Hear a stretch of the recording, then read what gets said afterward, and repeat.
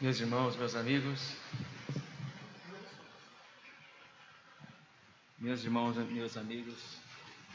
cumprimento a todos com a paz do Senhor Jesus. Olha, para você que não veio ontem, para nós que vamos continuar, vou fazer um pequeno apanhado de tudo que foi dito ontem, só para recapitular. Voltando a dizer que esse material está à sua disposição, tá? Procure a liderança, pode mandar para o WhatsApp, etc. Antes de nós tratarmos o tema, que seria o perigo da pós-modernidade para a igreja, eu fiz um pequeno rascunho ontem sobre o que é modernidade, pós-modernidade, que é conhecida também como modernidade líquida. Algo que não tem contornos, algo que não é concreto, não é absoluto. Então nós estamos vivendo um momento onde nada é absoluto, tudo é relativo.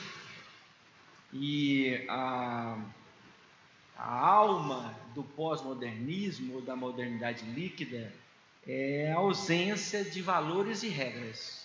Tudo que tem valores, principalmente valores de ancestrais, de história, de mandamentos, tudo isso é descartado. Não há valores nessa sociedade do momento. Não há regras também. Você precisa respeitar a mim. O pensamento seria mais ou menos assim: você pode fazer tudo o que você quer fazer, desde que você dê a mim a oportunidade de fazer tudo o que eu quero. É uma sociedade sem regras, um movimento sem regras que nós estamos atravessando. E falamos que ela tem 3 pilares, que é a pluralidade. Não existe mais nada absoluto, nada é único. É preciso ter outros valores, né? É preciso ter outros valores. Por exemplo, a verdade do cristianismo não é a verdade absoluta. O confucionismo também pode ter sua verdade. O budismo também tem a sua verdade. Então, é assim que se locomove o pós-modernismo. Um outro pilar que sustenta esse pós-modernismo é a privacidade, ou seja, não invada o meu espaço. Ninguém tem o direito de invadir o espaço de ninguém, porque os meus valores são meus, ninguém pode tirá-los de mim.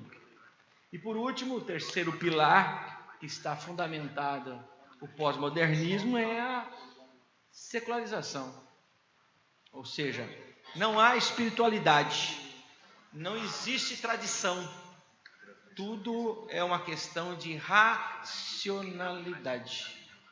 E terminando essa parte aí desse rascunho, uma das coisas mais prejudiciais do pós-modernismo é a falta da corporação, ou seja, da participação do corpo. Você, nesse mundo pós-moderno, você não está à frente de ninguém mais, você não olha nos olhos de ninguém mais, você está atrás de uma tela de computador. Isso quer dizer, o pós-modernismo vive um mundo virtual. A área do pós-modernismo é um mundo virtual, onde as pessoas, por exemplo, têm 2.000 seguidores, 3.000 seguidores, e para ela é interessante porque todos podem ouvi-la e ela pode falar com todos ao mesmo tempo, sem correr nenhum risco de estar olhando nos olhos para saber se aquelas informações são verdadeiras ou falsas. Então, esse mundo líquido é o mundo do pós-modernismo. Prosseguindo no nosso rascunho, onde também falamos e fizemos a pergunta: o mundo está vivendo esse mundo sem conteúdo, e a igreja também está líquida? E a nossa teologia também está líquida? Aí eu fiz alguns apontamentos que eu quero dar continuidade dentro de mais alguns instantes. O primeiro apontamento foi esse, que o aumento numérico das nossas igrejas no Brasil, não falando de uma denominação particular, mas de todas, tem levado também a baixa qualidade de vida cristã. Olha aí, aumento de número, diminui a qualidade, porque falta discipulado, falta pastoreio. E falávamos ontem que há muitos órfãos no nosso meio, pessoas que não têm um referencial de um crente por trás dele. Quer dizer, ele aprendeu a ler a Bíblia sozinho, aprendeu a orar sozinho, aprendeu a ir na igreja sozinho. Então, ele não tem vínculos com gente, ele tem vínculos com a instituição. E olha para mim agora, quem não gosta de gente não pode ser igreja. Quem não gosta de gente não pode ser igreja. A igreja não é a programação. A igreja não é o culto, a igreja não é o templo, a igreja não é o espaço, a igreja sou eu, a igreja é você. Nós precisamos de gente interagindo conosco. Igreja interage com igreja, gente interagindo com gente. No pós-modernismo, isso é deixado de lado, como nós falamos, é um mundo virtual. Mas parece que a igreja também está contaminada com esse pensamento. Ou seja, hoje nós temos crentes sentados aqui nas nossas cadeiras e bancos, com nenhum vínculo com o restante do corpo. Não estou falando diretamente de vocês aqui, entendeu? De modo geral. Ou seja, nós temos hoje frequentadores de culto que não têm vínculo nenhum com a comunidade local. Olha que absurdo. Ele ama a Deus, mas detesta os filhos de Deus. O que vocês acham disso? Nosso cantor. O que você acha disso? Entendeu o que eu disse? Ele ama a Deus, mas ele detesta os filhos de Deus. Ele não quer vínculo com os filhos de Deus. Não é interessante isso? E isso coloca em xeque o resumo dos 10 mandamentos que Jesus fez, não foi? Amarás o Senhor teu Deus de todo o teu coração, toda a tua alma e todo o teu entendimento, e o próximo como a si mesmo. Olha que interessante. Então, o próximo tem espaço na minha vida. Eu preciso abrir espaço para o próximo na minha vida. Então eu fico pensando que muitos estão no nosso meio louvando a Deus, orando a Deus, e parece que essas orações e esses louvores não sobem ao céu por falta de vínculos humanos na terra. Então é muito fácil servir a Deus se excluindo de gente. Mas a igreja, a matéria-prima da igreja é gente. Então nós temos que ser gente que gosta de gente. E gente dá trabalho, não é, Walter? Fala a verdade. Gente dá um trabalhão, mas é para isso que existe a igreja, para trabalhar com gente. Um outro ponto que nós falamos ontem foi que essa igreja, muitas vezes líquida, ela tem uma espiritualidade sem discernimento e equilíbrio bíblico. Ou seja, ela não sabe mais dizer o que é certo ou o que é errado nos seus vínculos. Muitas vezes acredita até num copo d'água, como falamos ontem, né? Porque falta um equilíbrio bíblico, falta uma compreensão bíblica. Então, tudo que ela ouve na internet, nos cultos televisionados, a pessoa de fato acredita em tudo aquilo que está sendo cantado ou pregado. Ou seja, ela não tem criticidade. Foi o que nós falamos ontem. É necessário ter criticidade, não criticismo. Mas criticidade significa o seguinte: eu preciso saber se aquilo que está sendo dito, cantado e ofertado tem respaldo bíblico. O que a Bíblia diz a respeito disso? Okay. Uma outra colocação que fizemos ontem dessa igreja líquida é a distorção da missão que Cristo nos confiou. Quer dizer, nós temos de um lado o vinde, e do outro lado o ide. E parece que vinde e ide não mais se encontram, não há comunhão mais. nesse mundo pós-moderno, nesse mundo líquido.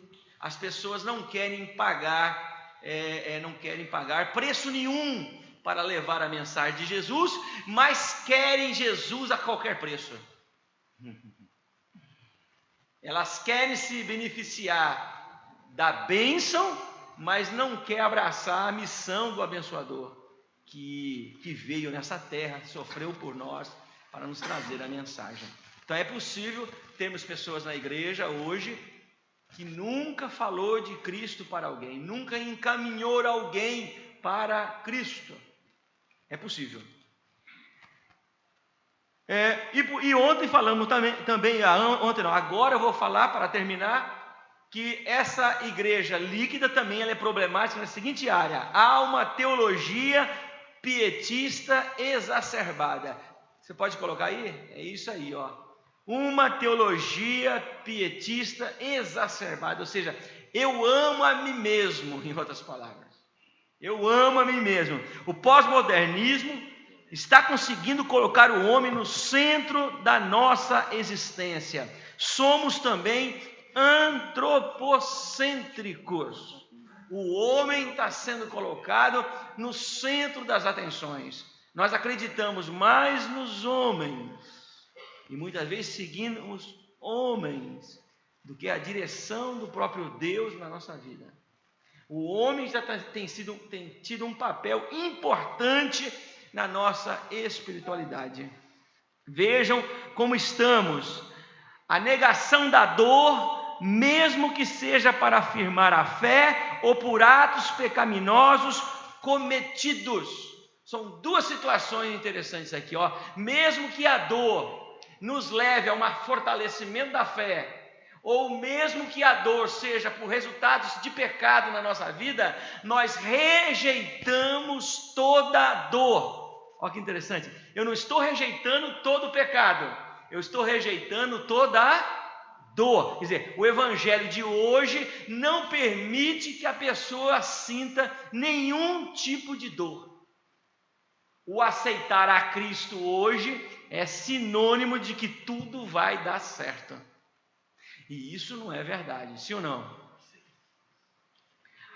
Aceitar a Cristo é você se colocar contra uma série de situações que o mundo oferece. Essa forma amigável que nós, brasileiros evangélicos, estamos vivendo aqui, ela é fictícia, ela é algo só no nosso imaginário, ela não é real no reino de Deus. Quando nós começarmos a viver o Evangelho de Cristo na sua integralidade, nós vamos incomodar a repartição pública onde nós trabalhamos. Quando começarmos a viver o Evangelho de Cristo na sua totalidade, nós vamos incomodar a sala lá na faculdade onde nós estudamos, no espaço, na empresa onde nós trabalhamos, porque nós somos sal da terra e luz do mundo. Isso incomoda. O crente não faz alianças aqui embaixo na terra quando essa aliança está fora da palavra de Deus. Outra observação: a busca inconsequente do sucesso e do prazer pessoal, contrariando o que a Bíblia diz sobre seguir a Cristo, que é negar a si mesmo. Outra observação: o positivismo diante dos desafios da vida, desconhecendo a vontade de Deus. Eu vou vencer, eu vou conseguir, eu vou ter. Mas a pergunta não é eu vou ter, a pergunta é: Deus quer me dar? Esse positivismo, você vai conseguir, e eu acredito no empoderamento humano, com certeza. A força de vontade nos lança para o futuro. É preciso ter sonhos para que possamos ser lançados lá no futuro. Não há dúvidas disso. Ninguém vai viver uma vida negativa. Todos querem crescer e prosperar, natural. Mas nós, cristãos, temos que fazer a seguinte pergunta: Deus está nesse negócio? Eu sou noivo de fulano e eu tenho certeza que eu vou casar com ele. Eu estou orando para casar com ele. A pergunta é: Deus quer que você case com essa pessoa? Eu vou abrir um negócio para mim e eu tenho certeza que vai cair como uma luva aqui em Marechal Rondon. Isso vai crescer e prosperar. A pergunta é: Deus quer que você seja empresário? Tenho certeza. Então, estão percebendo onde eu quero chegar? Que esse positivismo, essa vida pietista, que as coisas têm que ser benéficas a mim, não tem respaldo bíblico. A orientação bíblica sempre é negar a si mesmo. Outra observação. Veja as frases de efeito que estão revelando o nosso interior.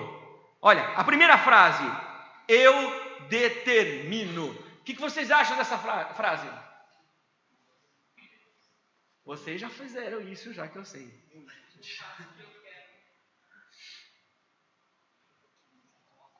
Tudo é possível para o homem. Alguém já falou eu determino? Posso fazer uma perguntinha clássica? Quem é você para determinar alguma coisa? Mas é a palavra de ordem hoje no meio evangélico, desconhecendo a vontade de Deus para aquela situação. Nós vamos determinando coisas que Deus não determinou. Vocês estão compreendendo onde eu quero chegar? Olhe para mim, jovens. Você chega num Facebook da vida, num dia de segunda-feira, e você escreve mais ou menos assim lá, ó: eu determino, lá para a sua turminha, tá? Seus seguidores de 2.000, ok? 2.000 seguidores. Aí você chega lá na turminha do 2.000 seguidores e você diz assim, ó: eu determino que essa semana vai ser abençoada para vocês. Pergunta é: Deus quer abençoar os 2.000 seguidores? Tem certeza?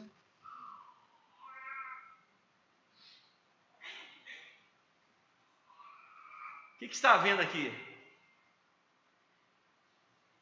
A vontade de Deus não passa mais pela nossa percepção. Nós não estamos mais preocupados com a vontade de Deus. Eu vou determinando tudo que é benéfico na minha vida e na vida do próximo, mesmo quando eu erro, quando eu peco, quando o próximo erra e quando o próximo peca, eu vou determinando bênçãos sobre bênçãos na vida da pessoa. Mas Deus não é distribuidor de bênção. Onde está escrito isso?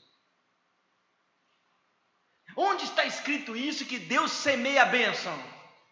E eu posso concluir da seguinte forma, ó: nós não precisamos de bênção nenhuma. Sim ou não? O que vocês acham?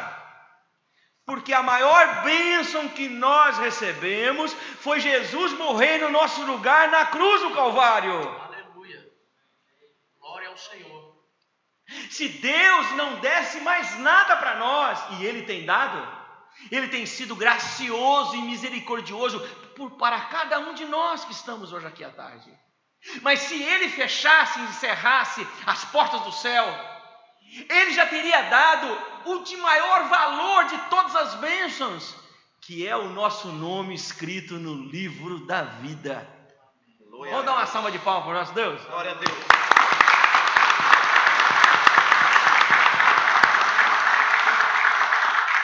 Então, as pessoas que saem em busca de bênção, determinando as coisas benéficas para a vida dela e do próximo, parece que essas pessoas não tiveram um encontro com a cruz de Cristo. Entendeu onde eu quero chegar? Há uma estrutura interna nossa. Paulo fala que nós temos a mente de Cristo, o nous de Cristo, a mente de Cristo. Mas isso só é possível se eu nascer de novo. A Bíblia chama necessário nascer de novo. É sine qua non. sem o qual não pode existir. Quer dizer, ninguém vai ter a mente de Cristo se não nascer de novo. Então, uma pessoa que não nasceu de novo, é óbvio para ela querer bênção. Porque ninguém é masoquista nesta terra. Ninguém sente prazer na dor, na tristeza, na guerra. Uma pessoa que não nasceu de novo, ela não tem essa sensibilidade em fazer a vontade de Deus. Deus precisa fazer a vontade dela. Veja, irmãos, como está complicado hoje em dia na igreja brasileira. Porque pessoas não nasceram de novo, são amigos, nós chamamos de amigos do Evangelho, mas amigo de Evangelho não vai subir ao céu. É preciso nascer de novo. Aleluia. Outra palavra que muitas vezes eu ouço por aí, o melhor de Deus está por vir. O que vocês acham disso? Isso é uma música, né? O que vocês acham disso? O melhor de Deus está por vir. Já veio, né? Pense bem. Voz da verdade, 14, versículo 47.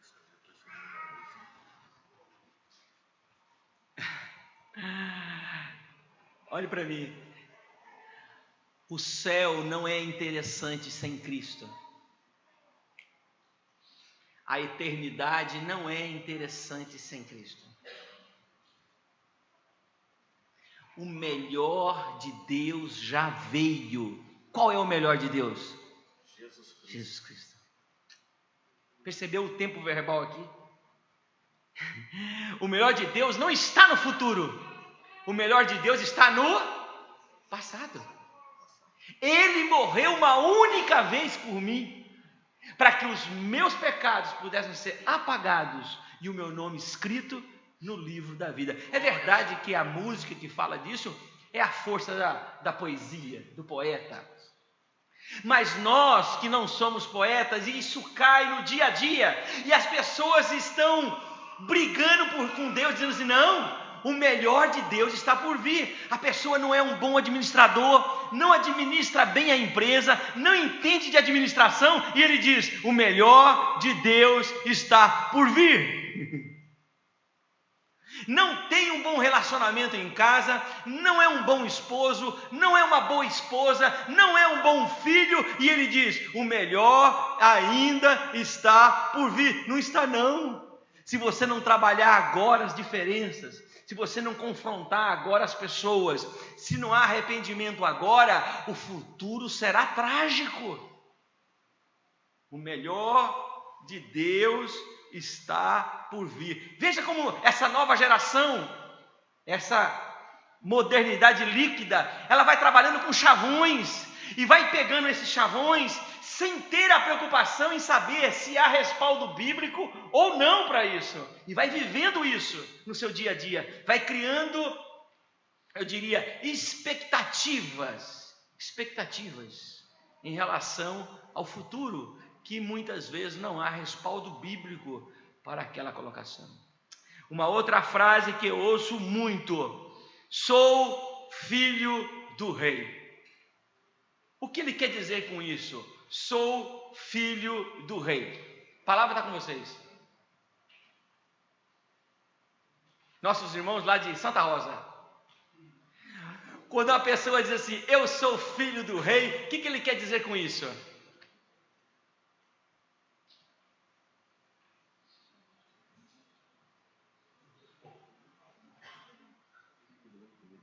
E eles acrescentam assim, Deus não me colocou por cauda, mas por cabeça. Eles usam um texto descontextualizado, não é isso?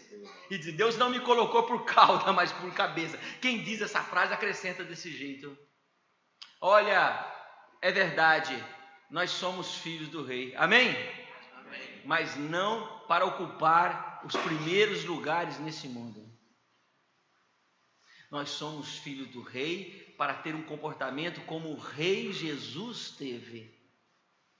Jesus era humilde, andava com as pessoas pobres, necessitadas. Ele nunca buscou o primeiro lugar. Jesus não se gabava de si mesmo. Jesus não fez aliança com nenhuma pessoa errada, nenhum pecador. Jesus não colocou a mão na cabeça dos poderosos, não fez nenhum tipo de aliança com poderosos. Então, quando eu digo eu sou filho do rei, deveria ser nessa perspectiva.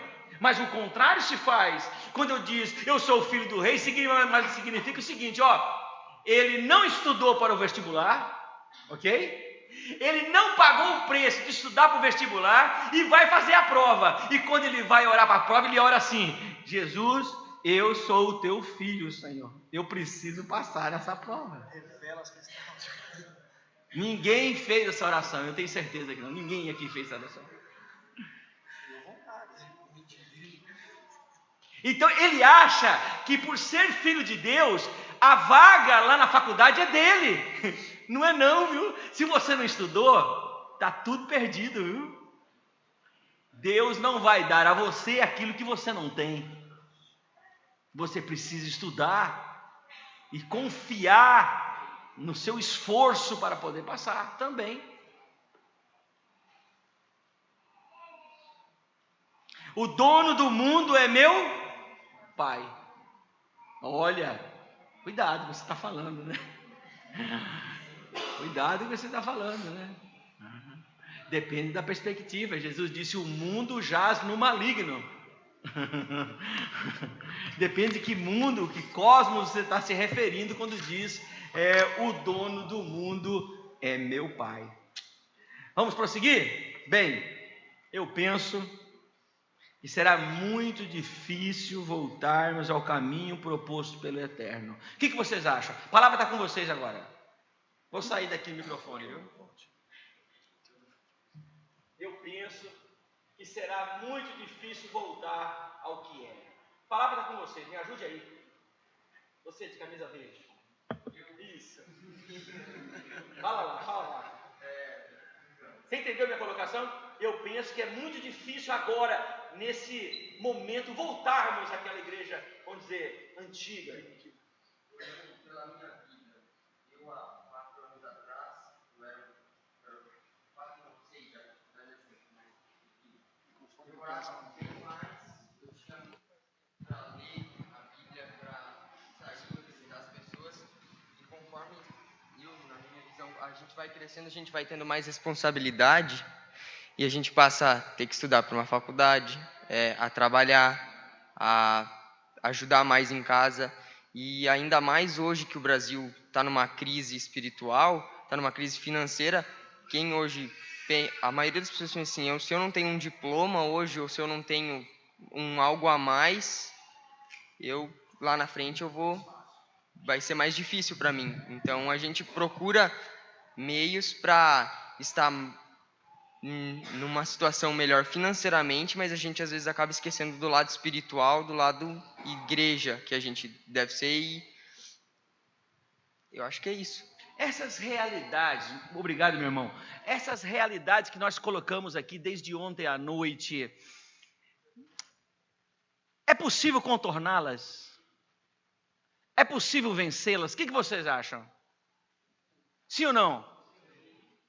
O que vai precisar de nós então para vencê-las? O que vai precisar para vencê-las?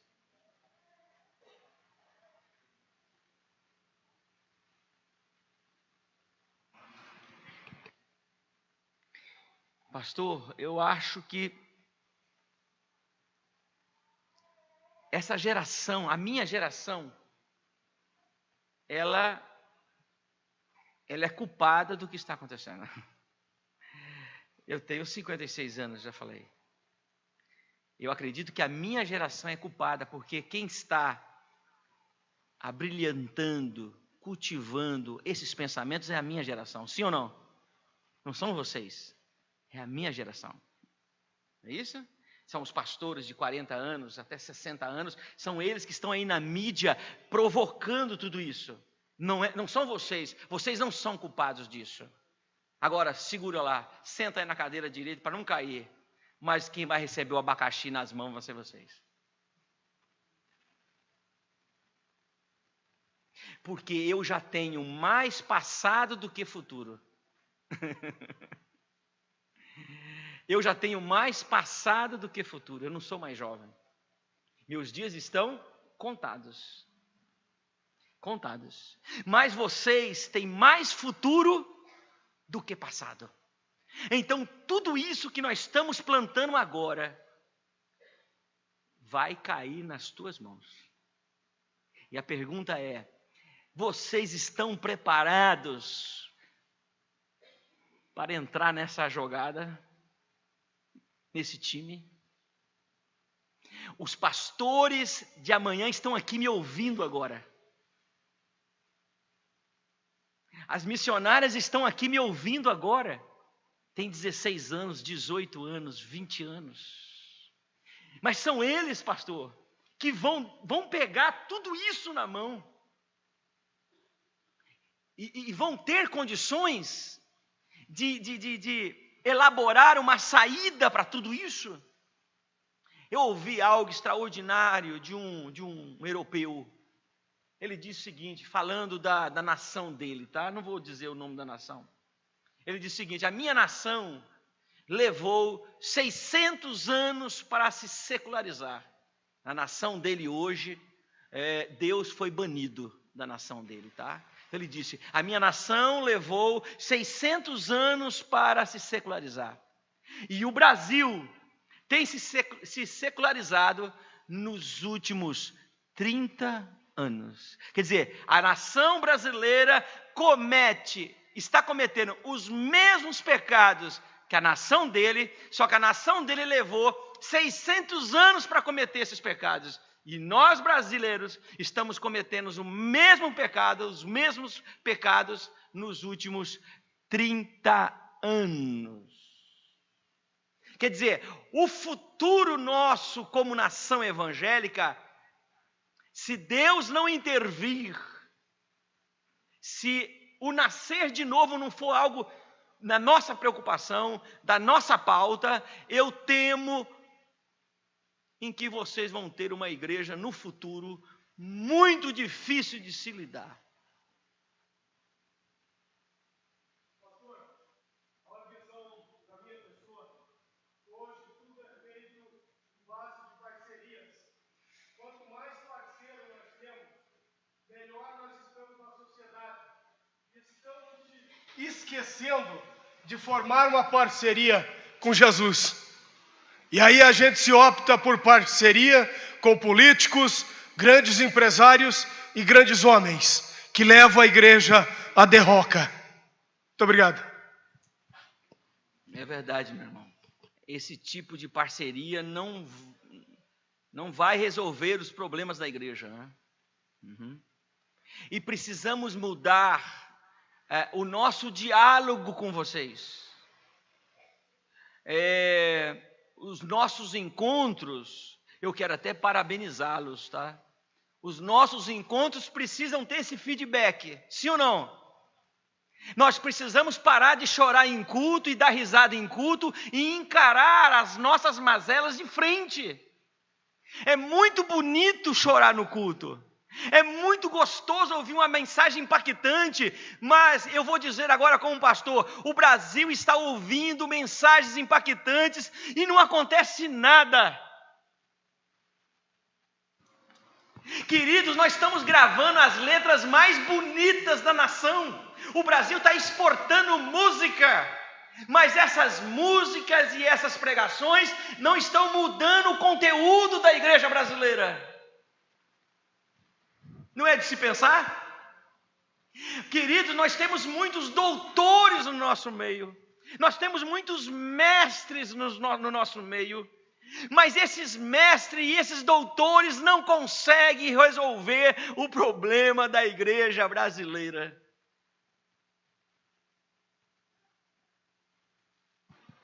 Paz do Senhor, pastor. Voltando só um pouco no texto ali, como o senhor falou, né? Que o culpado da nossa geração, que eu falo assim, porque eu sou novo, de ser pessoas da tua idade. Porque eu vejo assim, que nem como na palavra que o senhor deu ontem, quantos seminários que estão fechando por falta de alunos, né? E eu vejo assim por mim, né? Meu pai e minha mãe sempre me incentivou, sempre fui criado na igreja. E eu sempre tive vontade de ser ministrador da palavra, ser um grande pastor, olhando os meus pastores.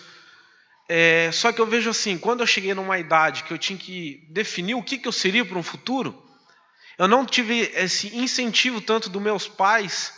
Por que você não vai fazer um seminário? Por que você não vai investir mais na obra? Por que você não vai fazer uma faculdade teológica? E já foi assim, faz uma faculdade de contabilidade, faz uma faculdade de direito, vai fazer algo que você vai ganhar dinheiro. Mas só que assim, deixando de esquecer do que a gente temos que fazer para Deus. Porque eu penso assim, se eu tivesse um apoio, claro, eles sempre me ensinaram a procurar, ler a Bíblia, estudar. Só que assim, podia ter um apoio maior. E eu vejo isso que teria que ser mais dentro da nossa igreja. Eu vejo que agora está mudando muito. Esse curso do IBADEP, eu vejo lá por Nova Santa Rosa.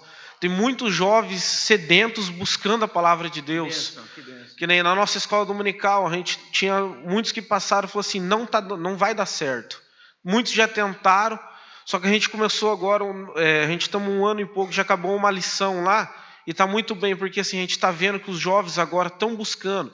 Só que isso que eu falo, às vezes falta esse empenho dos nossos próprios pais, de incentivar a gente, falar assim, não, meu filho, você quer? Às vezes, quantos pais assim, mas você vai na igreja de novo, você está lá segunda, terça, quarta, quinta, o que você vai fazer lá? Mas eu penso assim, é melhor ele estar na igreja aprendendo a palavra de Deus, para ser um ministrador, para ser um grande adorador, mas de coração, do que ele estar às vezes numa roda de amigo, falando coisas escarnecedoras que irá, além de afastar os seus amigos, ele vai estar cometendo um pecado, ou vai estar se afastando mais de Deus. Eu compreendo. E com isso você quer dizer que também a responsabilidade está sobre vocês? Porque às vezes nós acabamos escutando assim, mas a nossa mente vai, não, porque eu quero ter uma vida estabilizada, eu quero ter um bom trabalho, eu quero ter uma família, eu quero ter uma boa casa, um bom carro, daí eu posso vir na igreja, presto o meu culto, vou para minha casa e me acomodo. E isso não é só de vocês, mas também da nossa geração. Eu entendo. É uma preocupação válida, sim ou não? É válida. E como resolver isso, né? Como resolver isso? Vai ter que ter um super esforço. Um super esforço para poder continuar lutando, estudando, o que é super importante, mas priorizando o reino de Deus. Você sabe qual é o maior problema hoje que eu encontro entre os jovens? Não é enfrentar uma faculdade para ter um espaço melhor no futuro. É enfrentar uma faculdade sem perguntar para Deus, esta matéria ou esta área que eu quero, contempla a minha vocação? Entendeu onde eu quero chegar? Porque se você está numa faculdade, num curso que tem a direção de Deus, você já está fazendo a vontade de Deus, ok? O problema é que estamos buscando faculdades para ganhar dinheiro. Esse é o entrave. Nós queremos um espaço lá fora para ser o cara, para ter bens, para preparar-nos para uma aposentadoria. Mas são poucos que dizem assim, Senhor, dirija a minha vida. Eu vou estudar qual área o Senhor quer me usar. Que área o Senhor quer me usar? Porque aí você já está fazendo a vontade de Deus. Eu, particularmente, não faço diferença entre missão secular e missão eclesiástica. Quando a vontade de Deus da minha vida é soberana, não importa onde é meu campo de trabalho, se é na vida secular ou se é na vida eclesiológica, entendeu? O importante é que eu esteja no centro da vontade de Deus. Isso que é importante. E é válida a preocupação.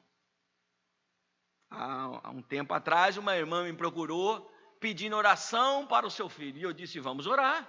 Deus é poderoso, irmão, para mudar o coração dele. E qual o problema do rapaz? Pastor, o senhor não vê que agora ele quer ser missionário, quer deixar a faculdade? Eu falei, não oro não. Falei, não oro não. Essa é a situação. Os pais não querem mais que os filhos sejam missionários ou pastores. Há muitas razões, espero que o tempo nos dê condições de falar sobre elas. Mas há muitas razões, mas isso não deve nos tirar da vontade soberana de Deus para a nossa vida. Mais uma participação? Pois não?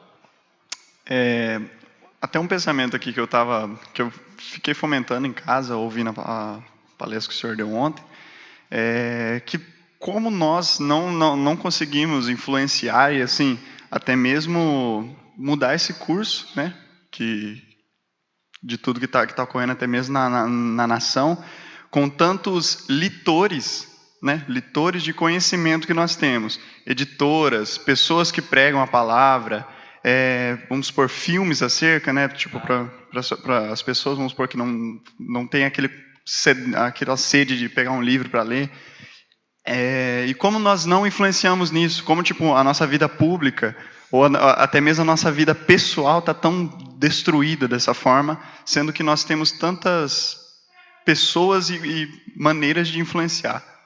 Eu fiquei fomentando esse pensamento assim, É o nosso questionamento, né? Se nós temos uma bagagem boa, se nós temos um conteúdo divino, por que a gente não consegue influenciar? Talvez a resposta, uma delas, é que nós somos muito assim, templocêntricos demais. Somos espirituais demais no templo e lá fora não tanto. Aqui dentro nós temos toda a percepção espiritual, mas lá fora é o trabalho, não mistura trabalho com religião. A gente faz diferença, né? Cristo quer ser Senhor absoluto em todos os lugares, mas eu acredito que não deve se misturar as coisas. Talvez esse seja um pensamento dos dias de hoje. Nós vamos dar uma parada para água e café. A direção. Desculpe. Pois não. Foi feita a pergunta que foi feita pelo slide, né? Se é difícil nós voltarmos a esse caminho.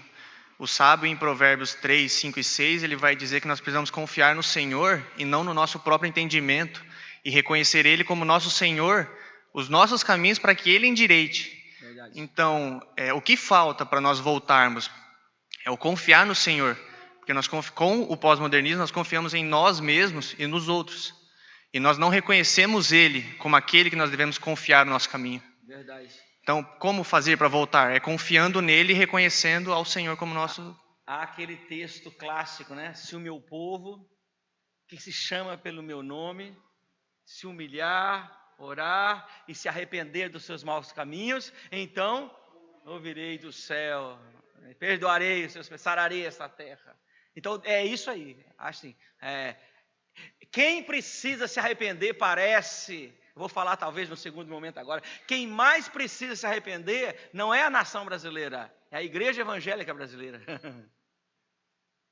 É nós que precisamos nos arrepender, para que a nação brasileira possa ser alcançada. A direção do trabalho. Nosso horário agora, pastor, vai até 18 horas.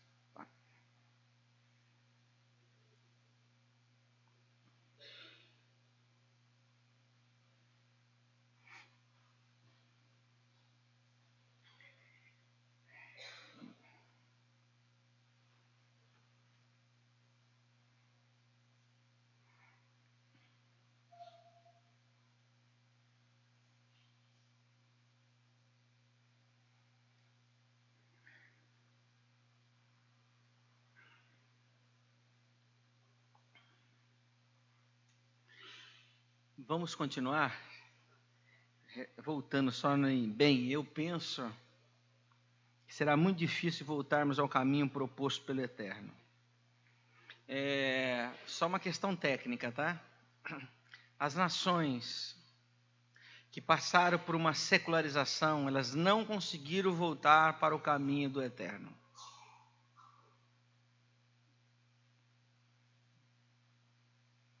A Europa hoje está fazendo um esforço sobre-humano.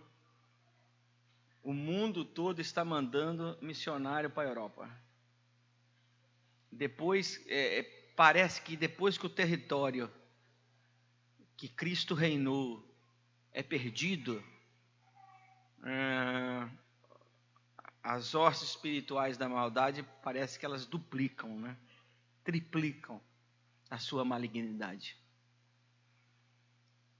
Os países que Cristo foi pregado vivem hoje uma aridez de evangelho. Só uma informação, né? Já estamos acostumados com religiosidades, liturgias, marketing e todas as facilidades dos tempos modernos. Tudo isso dificulta o nosso arrependimento e a busca do viver cristão simples e despretensioso. Quanto mais simples for o evangelho, melhor será para nós. Porém, mais difícil ainda será deter a indignação divina diante da infantilidade e carnalidade da igreja brasileira. A escolha é nossa: pagarmos o preço do arrependimento ou ter Deus como inimigo e juiz dos nossos atos.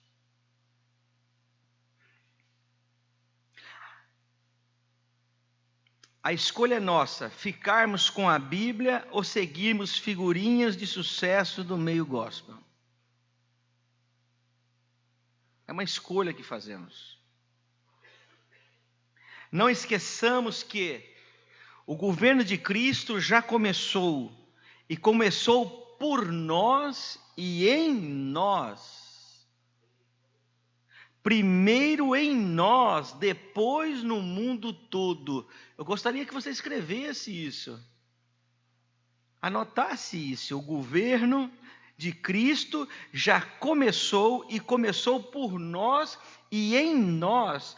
Primeiro em nós, depois no mundo todo. Olha, o juízo de Deus começa pela igreja, começa pelo seu povo.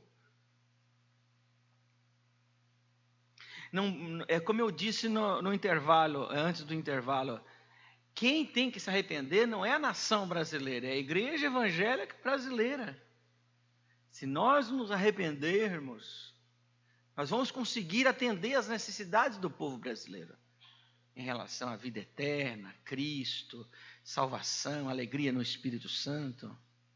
Mas isso depende muito mais de nós. Então, eu penso que talvez, e há muitas pessoas que não concordam comigo, e eu respeito elas, talvez nós não estamos com a bênção de Deus sobre nós.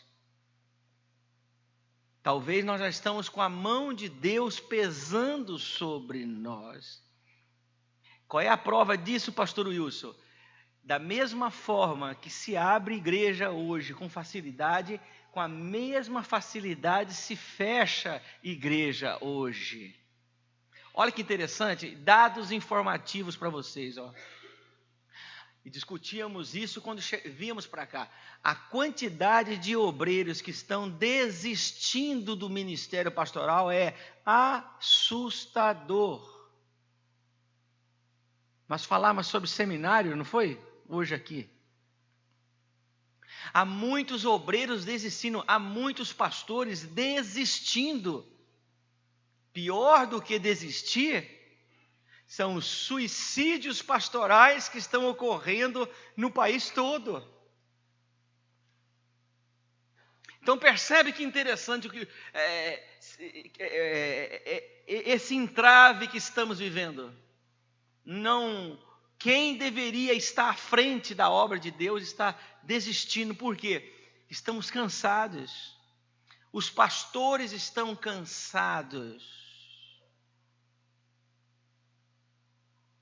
Vocês não sabem a quantidade de membros sem educação que temos nas nossas igrejas. O pastor pregando domingo à noite e a pessoa lendo a Bíblia, como se o pastor não estivesse ali pregando. Entendeu? Pessoas que peitam o pastor, desacatam o pastor.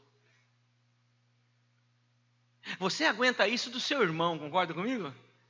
Principalmente aqueles irmãos de 14, 15 anos, dá vontade de dar um tapinha na cabeça dele. Você suporta ele. Agora, um pastor tem uma comunidade inteira ao lado dele. E isso acontece de formas sucessivas. Olha, os maiores entraves dentro de comunidades, sejam elas institucionalizadas ou religiosas, acontece no nosso meio. As brigas que temos no nosso meio por poder, por liderança, por espaço, é assustador. E aí vem a pergunta: será que a mão de Deus já não está pesando sobre nós? Há muitos ministérios já independentes. Homens que não querem saber de nenhuma denominação mais, monta o seu modelito de igreja e segue esse modelito e fecha os olhos e os ouvidos para tudo que está acontecendo ao seu redor. Está assim, está cheio no país. Aí você deve estar pensando: mas pastor, isso é bom, porque o evangelho está sendo pregado. Alto lá, a igreja de Jesus não se divide. Concorda, pastor? A comunhão é muito importante no corpo de Cristo. Então, uma pessoa que sai daqui e abre um trabalho acolá, sem a devida comunhão aqui, aquele trabalho e talvez esse trabalho aqui não tem nada a ver mais com Cristo. Porque igreja não é culto, igreja não é templo, igreja é comunhão. E quem não está em comunhão aqui, não está em comunhão lá. O corpo de Cristo é vivo.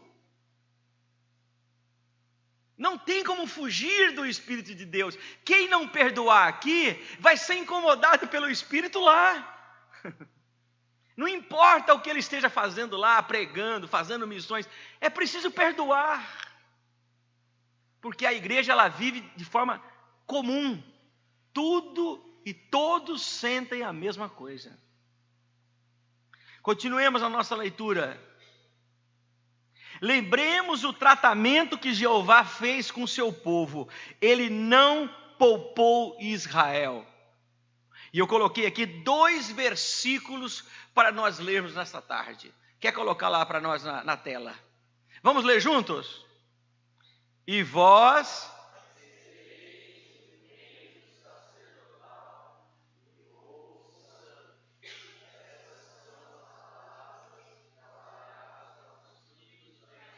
Olha que interessante essa palavra. O Senhor está dizendo: olha, você, nação de Israel, é sacerdote e é santa. A nação é santa, é minha. É eu quem está por trás promovendo vocês. Vocês serão para mim sacerdotes. Em outras palavras, você sabe a diferença entre o profeta e o sacerdote, né? Sacerdote, o profeta ouve de Deus e fala no meio do povo. O sacerdote é o contrário. Ouve no meio do povo e fala para Deus. Então, Deus convida Israel para ser intermediário das nações. Deus convida Israel para ser mediador. Olha que proposta super privilegiada. Uma nação que vai ser mediadora diante de Deus em nome das demais nações. Israel não passou no teste. Olha o que Deus falou para Israel em Isaías 1:4. Coloca na tela para nós. Vamos ler juntos? Ai, nação pecadora!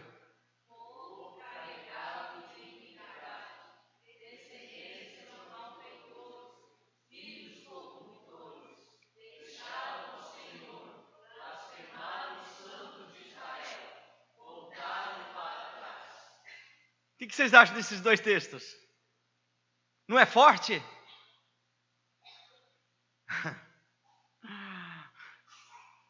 A soberania de Deus é extraordinária. Ele separa Israel e ao mesmo tempo ele diz: ó Israel, você saiu do trilho. Você é uma nação corrupta. Vocês voltaram para trás. Olha, Israel era a oliveira verdadeira, mas Deus o entregou aos seus inimigos, a Síria e a Babilônia. Lembra disso aí? No ano 722, a Síria destrói o reino do norte, capital Samaria, com as demais tribos, ficando somente o reino do sul, Mas no ano 400 e pouco, vem Nabucodonosor e invade Judá e leva todo mundo cativo para a Babilônia. Olha que interessante, olha o que Deus fez. Deus chama ímpios para castigar o seu povo que tinha desviado dele. E a pergunta é: e o que ele poderá fazer conosco, zambujeiro bravo?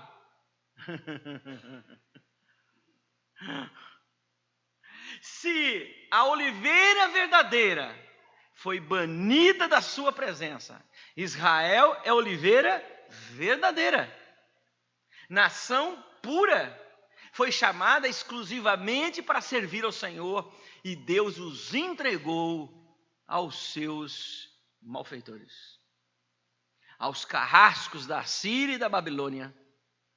E vem a pergunta: e o que Deus pode fazer então, se nós, brasileiros, cristãos, perdermos a linha? O que será que Ele pode fazer conosco? Fica a pergunta aí no ar. Nosso ponto 1, e agora que nós estamos chegando no ponto 1, não foi? A proposta maligna de dobrarmos joelhos. Como mencionado acima, a tentação de Cristo nos mostra a esperteza satânica de nos fazer dobrar perante Ele, Lúcifer. Após ter sido batizado por João Batista, Jesus jejuou por 40 dias e 40 noites no deserto da Judeia.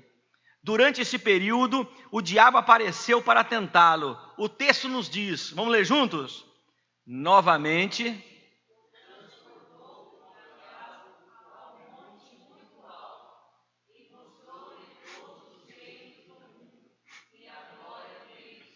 e disse-lhe: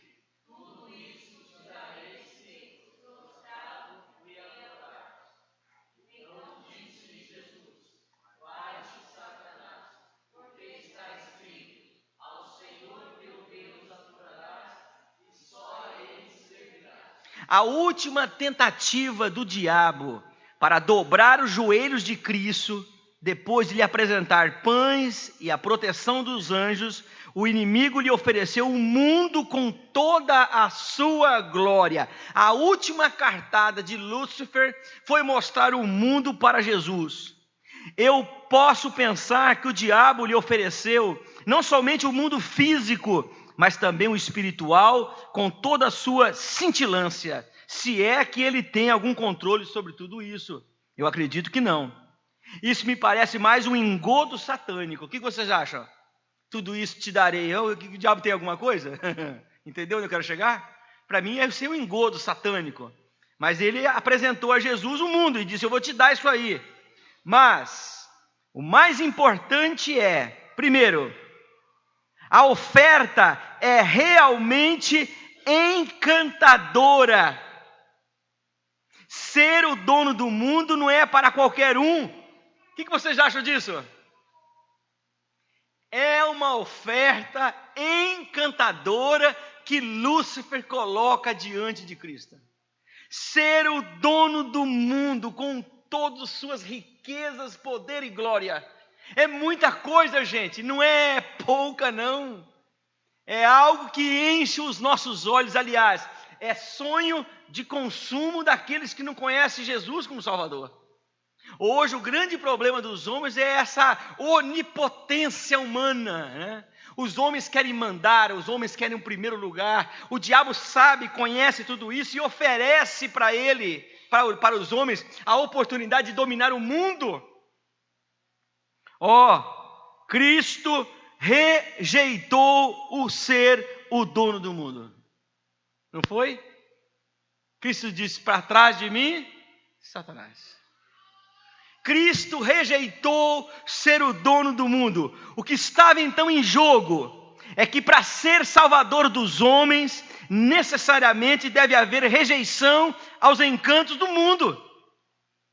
Cristo preferiu a cruz em detrimento à glória desse universo satânico. Cristo não quis ser o dono do mundo, mas o salvador do mundo. A doutrina da renúncia e do sacrifício foi forjada aqui, no não do Cristo. Então, se você procura um dom nessa tarde, eu diria para você: aprenda a dizer não ao mundo. Isso é difícil demais. Eu encontro gente pregando, eu encontro gente cantando, eu encontro gente dirigindo mocidade, eu encontro pessoas dirigindo culto, círculos de oração, eu encontro, mas mesmo essas pessoas que estão ativas na obra de Deus, não têm conseguido dizer não aos encantos do mundo. Eu encontro pregador em adultério, eu encontro líder de mocidade em pecado, eu encontro líderes de ciclo de oração caindo da fé. Entendeu? Não quero chegar. Nós precisamos me ajude aqui, a palavra está com vocês. Essa resposta que o Cristo deu, não é um dom, é uma fé extraordinária, é o que isso, pelo amor de Deus? Walter, me ajuda aqui. Será que nós não estamos precisando nisso na nossa vida? Porque eu posso entrar no céu sem saber pregar. Eu posso entrar no céu sem saber cantar. Posso ou não posso? Eu posso entrar no céu sem saber pastorear, mas eu não entro no céu sem santificação.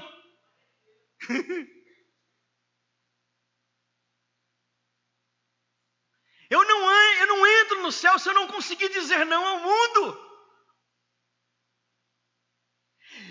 Eu preciso desse não do Cristo, esse dom de dizer não. Vai ter um churrasco muito bom. Não vou, porque eu tenho uma vigília muito boa na minha igreja.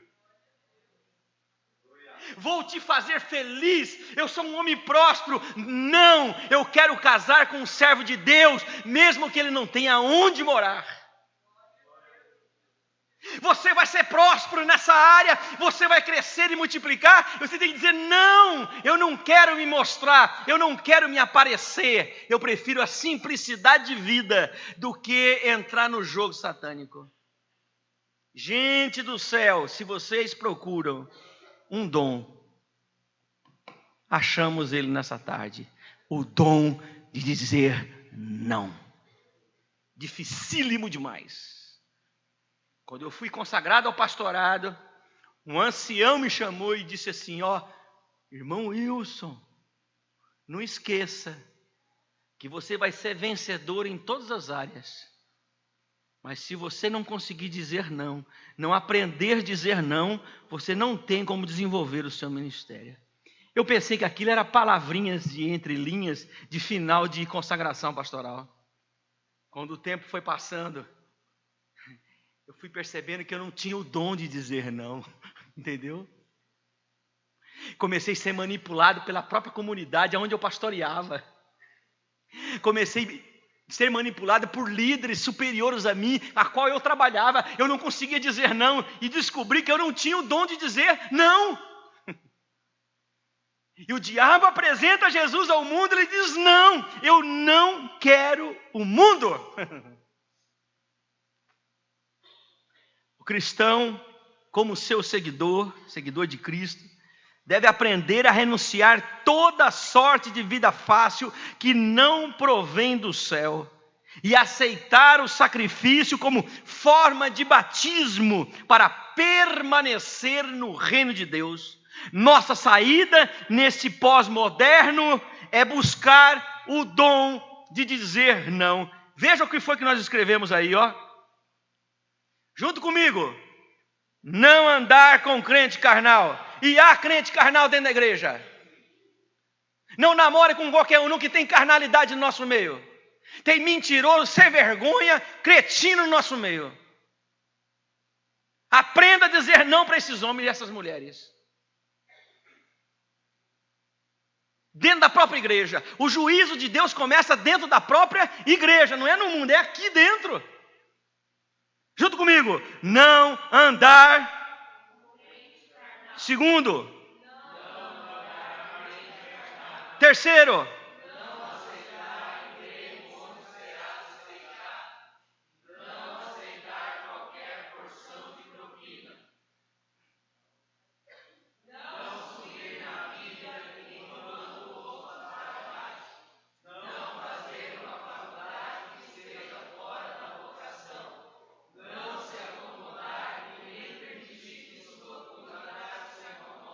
Amém? Só as mulheres, de novo no não. Primeiro.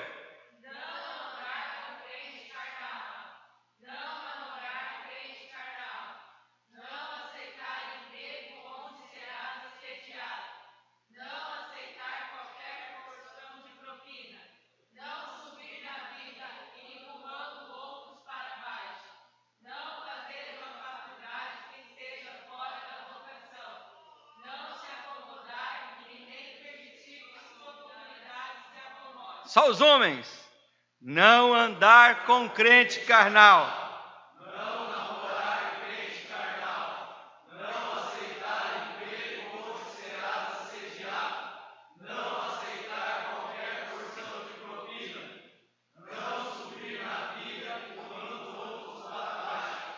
Não fazer uma faculdade que seja fora da vocação.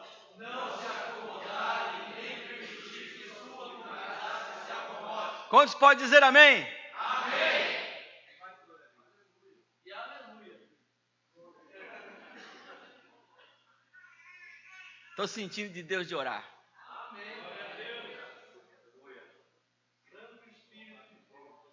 Estou sentindo de Deus de orar. Tem tanta coisa para dizer, mas...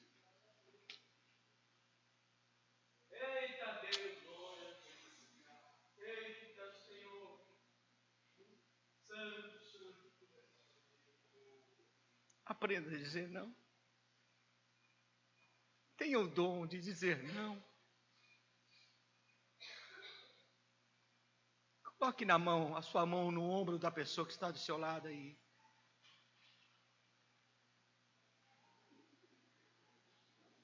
Feche teus olhos. Vamos pedir esse dom. Talvez você nunca ouviu falar desse dom. Vamos ouvi-lo agora. Vamos pedir ao Senhor. Levante sua voz em oração. Comece a orar por essa pessoa que está do seu lado.